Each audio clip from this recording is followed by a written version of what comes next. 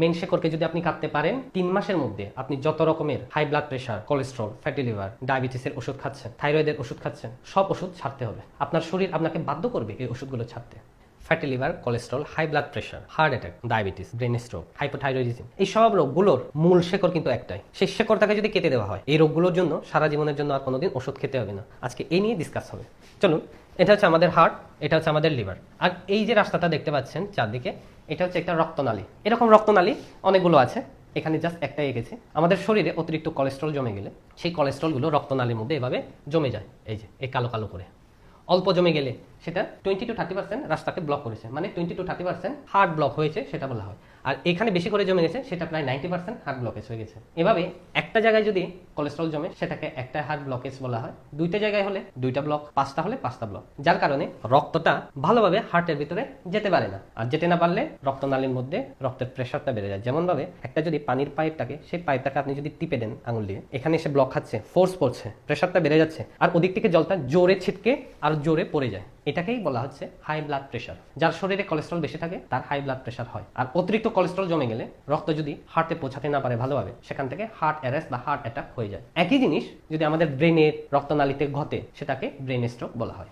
এই কোলেস্ট্রলটা আমাদের শরীরে কিভাবে অতিরিক্ত বেশি জমে যায়? জেনারেলি আমাদের সারা শরীর যতটুকু কোলেস্ট্রল আছে তার 70 থেকে 80% আমাদের শরীরের ভেতরে আমাদের লিভারই তৈরি করে। বাদ বাকি খাবার থেকে কোলেস্ট্রল আমরা পাই 20 to 30%। এখান থেকে মনে হবে যেন খাবার কিন্তু অতটাও দায়ী নয় আমাদের শরীরের ভেতরে কোলেস্ট্রল বাড়ানোর জন্য, তাই তো? কিন্তু আমাদের লিভার শরীরের ভেতরে কিভাবে কোলেস্ট্রল তৈরি করে? জেনারেলি শর্করা ও সুগার জাতীয় খাবার থেকে। কেন তৈরি করে? কারণ সেগুলো কোষগুলোর সেল মেমব্রেনকে গঠন করতে লাগে, আমাদের শরীরে স্ট্রেস হরমোন প্রোডাকশনের জন্য লাগে, আর শরীরের নানা রকম কাজে এই কোলেস্ট্রলটা লাগে। কিন্তু যতটুকু লাগে তার চাইতে বেশি হয়ে গেলে তখনই সমস্যা দেখা দিতে শুরু করে। জেনারেলি লিভারের কাজ হচ্ছে কোলেস্ট্রল বানানো, আর অতিরিক্ত কোলেস্ট্রল তৈরি হয়ে গেলে সেই কোলেস্ট্রলগুলোকে শরীর থেকে বের করে দেওয়া। কিন্তু লিভার যদি অসুস্থ হয়ে পড়ে এই কাজটা ভালোভাবে করতে পারবে না। আর যদি লিভার সুস্থ থাকে, কেউ এসে যদি তার কাজে বাধা দেয় অর্ধেক থেকে, এই কাজগুলো ভালোভাবে হতে পারবে না। লিভারকে অসুস্থ করায় কে? অতিরিক্ত বেশি মদ খাওয়া, যখন তখন প্যারাসিটামল, অ্যান্টিবায়োটিক নেওয়া, এই জিনিসগুলো মেইনলি লিভারকে অসুস্থ করে তোলে। আর লিভার সুস্থ থাকার পরও তার কাজে কারা বাধা দেয়? অতিরিক্ত যদি আমরা শর্করা ও সুগার জাতীয় খাবার খেয়ে ফেলি, আর সেটাকে বার্ন আউট করার জন্য আমরা যদি প্রতিদিন এক্সারসাইজ না করি, মানে প্রতিদিন যদি আমরা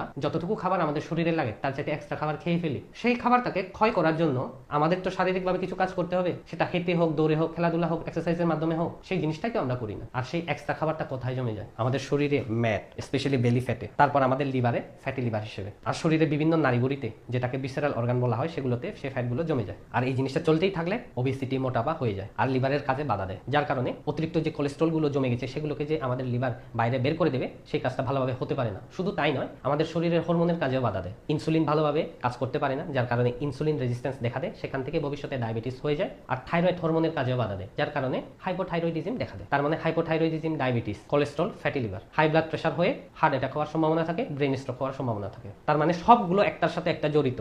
আর মেইন মূল কারণ হচ্ছে অতিরিক্ত শর্করা ও সুগার জাতীয় খাবার খাওয়া।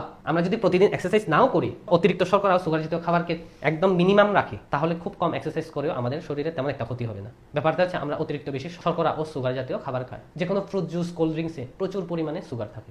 ভাত, ময়দা, বন, পাউরুটি, ফাস্টফুড, জাঙ্ক ফুড, বাইরে প্যাকেট জাতীয় যতগুলো খাবার আছে সেগুলোতে প্রচুর পরিমাণে শর্করা। তাই প্রতিদিন আমরা যেভাবে খাবার খাই, সেই হিসেবে প্রতিদিনই আমাদেরকে এক্সারসাইজের মাধ্যমে এক্সট্রা ক্যালোরিকে বার্ন আউট করা উচিত। দেখবেন আপনি যদি কোলেস্ট্রলের রোগী হন, হাই ব্লাড প্রেশারের রোগী হন, ডায়াবেটিসের রোগী হন, থাইরয়েডের রোগী হন, ডাক্তাররা আপনাকে সারা জীবনের জন্য ওষুধ দেবে, চলবে লিখে থাকে। কিন্তু তারা বলে না যে কোন জিনিসটা করলে এই ওষুধগুলো সারা জীবনের জন্য লাগবে না। জেনারেলি ডাক্তাররা বলে না এই কথাগুলো, কারণ মেন শেকড়টাকে যদি কেটে দেওয়া হয়, ওষুধ তো বিক্রি হবে না, কোম্পানির কাছ থেকে ডাক্তাররা কমিশন পাবে না। তাই জেনারেলি এই রোগগুলোর মেন শেকড়টাকে কাটার কথা কেউই বলে না। মেন শেকড় হচ্ছে এই অতিরিক্ত শর্করা ও সুগার জাতীয় খাবার না খাওয়া। কিন্তু আপনার যদি খিদে লাগে, আপনি তরকারি খান না, ডিম, মাছ, মাংস, দুধ, শাকসবজি, ফলমূল এগুলো খান, আপনি বেশি করে খান, পেট ভর্তি খান, শুধুমাত্র ভাতের পরিমাণটা কমান, আর মিষ্টিটা ছেড়েই দিন পারলে। আর প্রতিদিন এক্সারসাইজটা একটু করুন, 10 মিনিট হোক, 20 মিনিট হোক। আর যারা অলরেডি এই সমস্যাগুলোতে ভুগছে তাদের তো 30 থেকে 45 মিনিট প্রতিদিন লাগবেই করতে। মেন শেকড়কে যদি আপনি কাটতে পারেন, 3 মাসের মধ্যে আপনি যত রকমের high blood pressure, cholesterol, fatty liver,